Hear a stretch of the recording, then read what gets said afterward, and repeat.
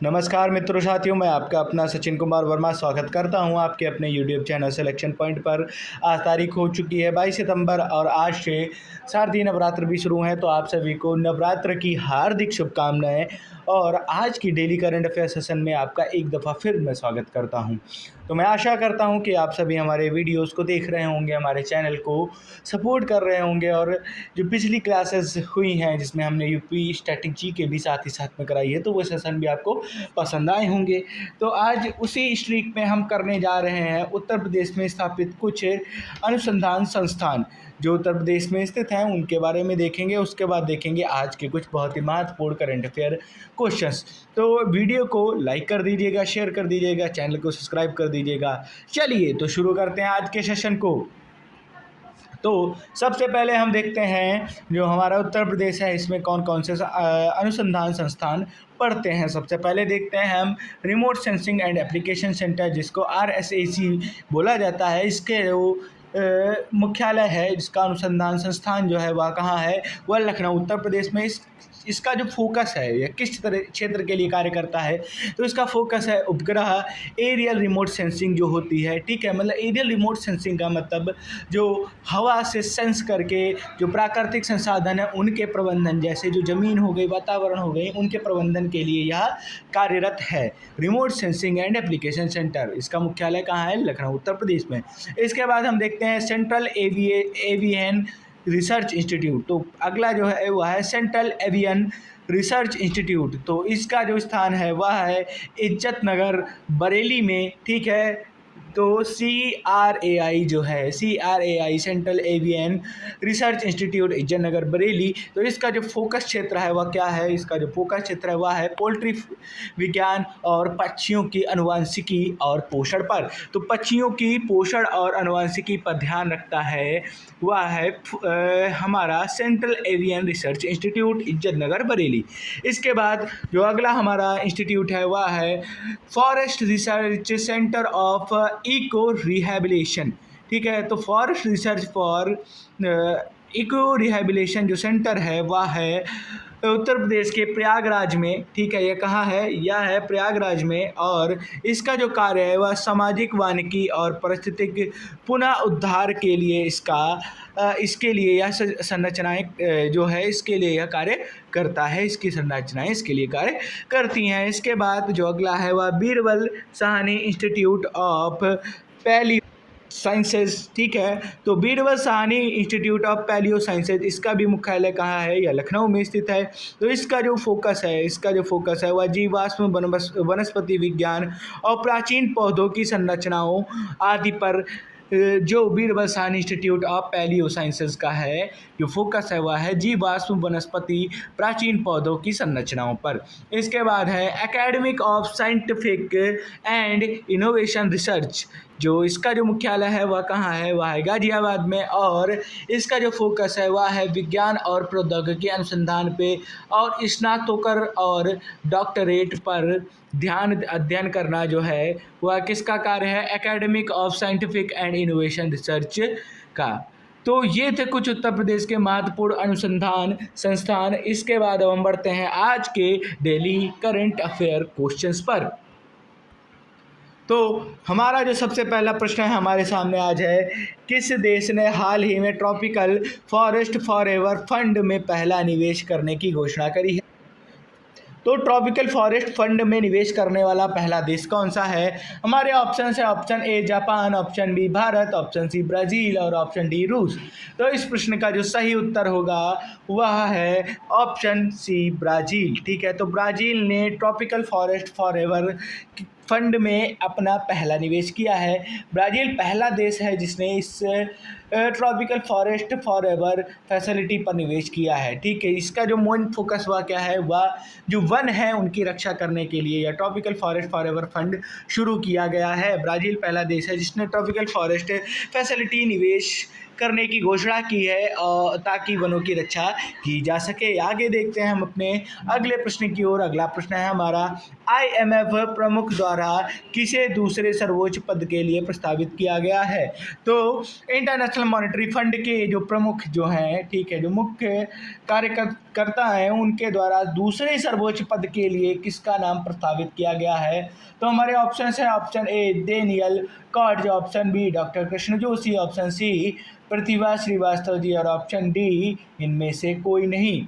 तो इस प्रश्न का जो सही उत्तर है, इस प्रश्न का सही उत्तर है ऑप्शन ए डेनियल कॉर्ज। जो डेनियल कॉर्ज जी हैं, ठीक है, इनको IMF प्रमुख क्रिस्टिना जॉर्जिवा ने डेनियल कॉर्ज को फर्स्ट डिप्टी मैनेजिंग डायरेक्टर के रूप में प्रस्तावित किया है। ठीक है, आगे देखते हैं हम अपने अगले प्रश्न की ओर। अगला प्रश्न है जेंडर स्नैपशॉट 2025 रिपोर्ट किसके द्वारा जारी की गई है? जो अगला प्रश्न है वह एक रिपोर्ट से है, वह है कि जेंडर स्नैपशॉट 2025 रिपोर्ट है वह किसके द्वारा जारी की गई है? तो हमारे ऑप्शन हैं, option A UN women, option B UNESCO, option C UNICEF और ऑप्शन डी विश्व बैंक। ठीक है, तो इसका जो मेन काम है वह क्या है?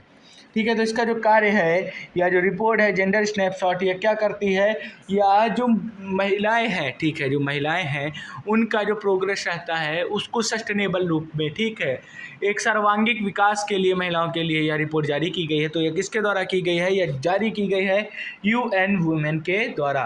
ठीक है, the progress on sustainable development goals the gender snapshot 2025 report UN women के द्वारा जारी की गई है। आगे बढ़ते हैं हम अब अपने अगले प्रश्न की ओर। तो हमारा अगला प्रश्न क्या कह रहा है हमसे? हमारा अगला प्रश्न है प्रश्न नंबर 4, भारत और ईरान द्वारा विकसित चाबहार बंदरगाह किस खाड़ी के पास स्थित है? तो चाबहार बंदरगाह जो है वह किस खाड़ी के पास स्थित है भारत और ईरान के द्वारा? शायद यहाँ पे जो चाबहार जो है वह नहीं होगा, चाबहार नहीं, चाबहार बंदरगाह। ठीक है, तो चाबहार बंदरगाह जो है वह भारत और ईरान के द्वारा विकसित किया गया है। ठीक है, और इसको बहुत लोग चाराबाह भी बोलते हैं। ठीक है, चाराबाह भी बोलते हैं। ठीक है, तो यह कहाँ स्थित है? तो हमारे ऑप्शन है, ऑप्शन ए फारस की खाड़ी, ऑप्शन बी ओमान की खाड़ी, ऑप्शन सी आदन की खाड़ी, ऑप्शन सी कच्छ की खाड़ी। तो इस प्रश्न का सही उत्तर क्या होगा? इस प्रश्न का जो सही उत्तर है वह ओमान की खाड़ी। तो ओमान की खाड़ी में चाबहार बंदरगाह स्थित है, जिसको ईरान और भारत ने बनाया है। चाबहार बंदरगाह ईरान और दक्षिण पूर्व में ओमान की खाड़ी के पास स्थित है। आगे देखते हैं हम अपना अगला प्रश्न। भारत ने CAG ने आधारित AI आधारित किस तकनीक को पब्लिक ऑडिट सिस्टम में लॉन्च किया? तो प्रश्न है हमारा, CAG ने AI पर आधारित कौन सा ऐसा सिस्टम है, कौन सी ऐसी टेक्नोलॉजी है जिसको क्या किया है इन्होंने? ऑडिट सिस्टम में ला करके, जो पब्लिक ऑडिट सिस्टम में ला करके इसको लॉन्च किया है। तो इस प्रश्न का सही उत्तर क्या होगा? हमारे ऑप्शन है इस प्रश्न के, option A blockchain audit network, option B large language module, option C neural processing unit, option D advance robotic auditor. ठीक है, तो CAG का मतलब है comptroller and audit general of India. ठीक है, comptroller and audit general of India के द्वारा AI पर आधारित जो पब्लिक ऑडिट सिस्टम है उसको कहाँ लॉन्च किया गया है? तो वो लार्ज लैंग्वेज मॉडल जो है, लार्ज लैंग्वेज मॉडल या मॉड्यूल में इसको लॉन्च किया गया है। ठीक है, आगे देखते हैं हम अपने अगले प्रश्न की ओर। भारत की पहली आर्चरी प्रीमियर लीग के ब्रांड एम्बेसडर के रूप में किसे नियुक्त किया गया है? तो भारत की पहली आर्चरी प्रीमियर लीग जो है वह शुरू होने जा रही है, इसके ब्रांड एम्बेसडर किसे बनाया गया है? हमारे ऑप्शन से, option A Hrithik Roshan, option B Ram Charan, option C Ranveer Singh और ऑप्शन डी शाहरुख खान। तो इस प्रश्न का जो सही उत्तर है वह है ऑप्शन बी रामचरण जी। तो अभिनेता रामचरण जी को आर्चरी प्रीमियर लीग के लिए ब्रांड एम्बेसडर नियुक्त किया गया है। ठीक है, इनकी एक बहुत प्रसिद्ध मूवी है RRR, जिसने जीता था ऑस्कर अपने म्यूजिक के लिए। ठीक है, इस चीज़ का भी ध्यान रखेंगे। भारत की पहली निजी क्षेत्र की रणनीतिक पेट्रोलियम भंडार कौन बना रहा है? ठीक है, तो भारत का पहला जो प्राइवेट क्षेत्र जो है जो पेट्रोलियम भंडार बना रहा है, तो उसका नाम क्या है? हमारे ऑप्शन है, option A Indian Oil, option B Bharat Petroleum, option C Mega Engineering और ऑप्शन डी रिलायंस डिजिटल। तो जो मेगा इंजीनियरिंग है वह भारत की पहला प्राइवेट सेक्टर है जो रणनीतिक पेट्रोलियम भंडार बना रहा है। ठीक है, मेगा इंजीनियरिंग को भारत का पहला निजी रणनीतिक पेट्रोलियम रिजर्व बनाने के लिए अनुबंधन मिला है। आगे देखते हैं हम अपने अगले प्रश्न की ओर। हाल ही में अंतर्राष्ट्रीय रेड पांडा दिवस कब मनाया गया? ठीक है, तो इंटरनेशनल रेड पांडा दिवस जो रेड पांडा है उनको जो है उनके लिए जागरूकता फैलाने के लिए और उनकी जनसंख्या को बढ़ाने के लिए मनाया जाता है। तो इसको कब मनाया गया? इसको मनाया गया 20 सितंबर 2025 को। 20 सितंबर को रेड पांडा दिवस के रूप में मनाया जाता है। ठीक है, 20 सितंबर को अंतर्राष्ट्रीय रेड पांडा दिवस जागरूकता कार्यक्रम के साथ मनाया गया। अब देखते हैं हम अपना अगला प्रश्न नंबर 9, विश्व अल्जाइमर दिवस कब मनाया गया?